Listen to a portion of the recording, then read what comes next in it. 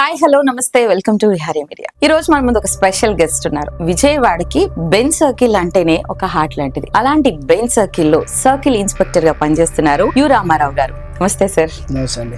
మీరు ఎంతో కష్టపడతారు. మీ అందరికి ఫస్ట్ ఆఫ్ ఆల్ సెల్యూట్ చేయాలి సార్. ఎందుకంటే ఎండ అనక వాన అనక గంటల తరబడి నిలబడి ప్రజల కోసం సేవ చేస్తా ఉన్నారు. యాక్చువల్ గా జాబ్ అనేది ఫ్యాషన్. ఒక ఎస్ఐ అవ్వాలంటే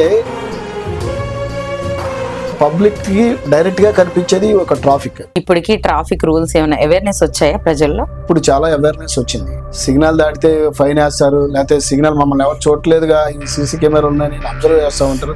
ఇట్లా సోన్సో రకరకాలుగా ఆలోచిస్తూ ఉంటారు. సిగ్నల్ ని జంప్ చేస్తూ కొందరు స్పీడ్ గా వెళ్ళిపోతా ఉంటారు. వాళ్ళకి అసలు ఎలాంటి చలానాలు విధిస్తారు? నన్ను ఎవరు చూడలేదు కదా, కానిస్టేబుల్ కూడా చూడలేదు కదా అని చెప్పి ఇమీడియట్ గా పాస్ అయిపోతాం. ఇదన్నీ జరిగేది ఆపినట్టయితే చాలా అంబరాసింగ్ ఫీల్ అవుతుంది. కట్టి వెళ్ళాల్సిందే. కంపల్సరీ హెల్మెట్ పెట్టుకోండి.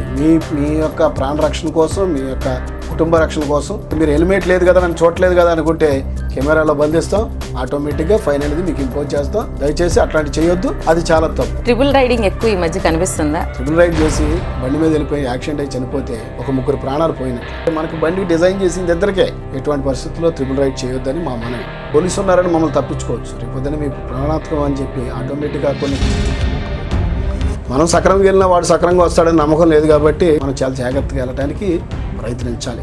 మైనర్స్ కి ఇచ్చేస్తున్నారు, 2 వీలర్స్ కానీ 4 వీలర్స్ కానీ. మరి మైనర్స్ ఎక్కువ కనిపిస్తున్నారా? ఒకవేళ మైనర్స్ కనిపిస్తే వాళ్ళకి ఎటువంటి చలాలను విధిస్తారు?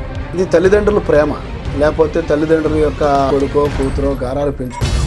అతనికి మైనర్ అంత ఆలోచించే శక్తి ఉండదు. ప్లస్ దానికి తోడు సిగ్నల్ అవేర్నెస్ కూడా ఉండదు. మేజర్ అయ్యేంత వరకు కూడా బండి ముట్టుకోవద్దు. తల్లిదండ్రులు కూడా మనవి, మీరు దయచేసి ప్రోత్సహించదు ఇటువంటి. ఇప్పుడు లైసెన్స్ అనేది చాలా ఈజీగా వచ్చేసింది సార్. టెస్ట్లకి వెళ్లకుండానే కూడా లైసెన్స్ తెచ్చేసుకుంటున్నారు. మరి అట్లాంటి వాటి వల్ల ప్రమాదాలు మరి ఎక్కువైపోతున్నాయి కదా. మీరు ఆన్లైన్లోనే బుక్ చేసేసుకుంటున్నారు. ఆన్లైన్లో వాళ్ళ యాప్స్ వచ్చినాయి. ఆన్లైన్లోనే మీకు అందుబాటులో జస్ట్ ఒక 10 మినిట్స్లో మీరు రిజిస్టర్ చేసేసుకోవచ్చు. బండి పేపర్స్ లేకపోతే ఏం చేస్తారు?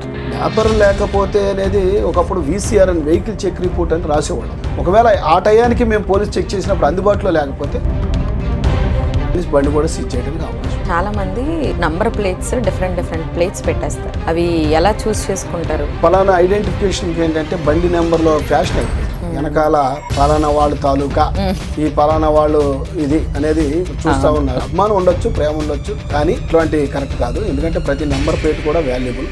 చట్టానికి శిక్ష అర్హులు అవుతారు. మీరు ఫైన్ ఇంపోజ్ పడుద్ది. దాన్ని బండి కూడా సీజ్ చేయడానికి అవకాశం.